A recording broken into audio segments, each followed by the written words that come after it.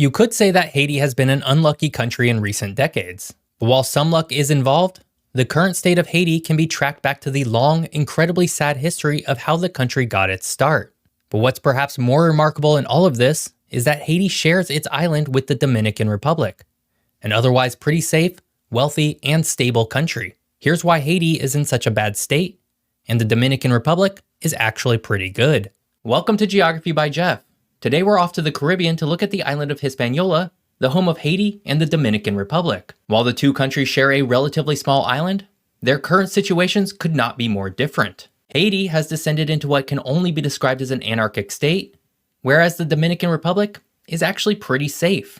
And we're going to explore why that might be in today's episode. But before we get to the video, if you enjoy my channel, be sure to check out my podcast, Geography is Everything. Each week, we tackle a different subject and explore it through the lens of geography. New episodes premiere every Wednesday, and you can listen right here on YouTube, Substack, or whatever app you use to listen to podcasts. Despite sharing the same island, Haiti and the Dominican Republic are very different from each other in almost every way, and many of these differences today stem from the two countries' split colonial history. You see, the island of Hispaniola was first landed on by Christopher Columbus in 1492. In fact, Columbus would actually set foot on what is today the northwest coast of Haiti. And because Columbus was funded by the Spanish monarchy, he would claim the entire island for Spain, despite there already being a number of indigenous peoples living on the island.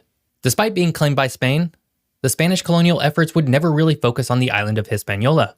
Instead, Spain would treat it more as a backwater outpost to resupply Spain's more lucrative colonies in Central and South America. And because of this, a smaller, unofficial French outpost would take up on the western half of the island, which Spain had largely ignored.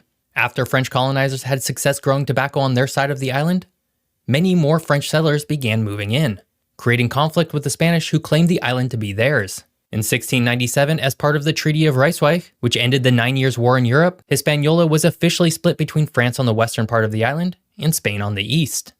From this point on, the two halves of Hispaniola would drift farther and farther apart. You see, in the early 1700s, France was a far wealthier colonizer than Spain, and because of this, France imported hundreds of thousands of slaves to the island of Hispaniola over the course of just a few decades. By 1788, Haiti's population consisted of about 25,000 French citizens, 22,000 free multiracial peoples, and over 700,000 slaves.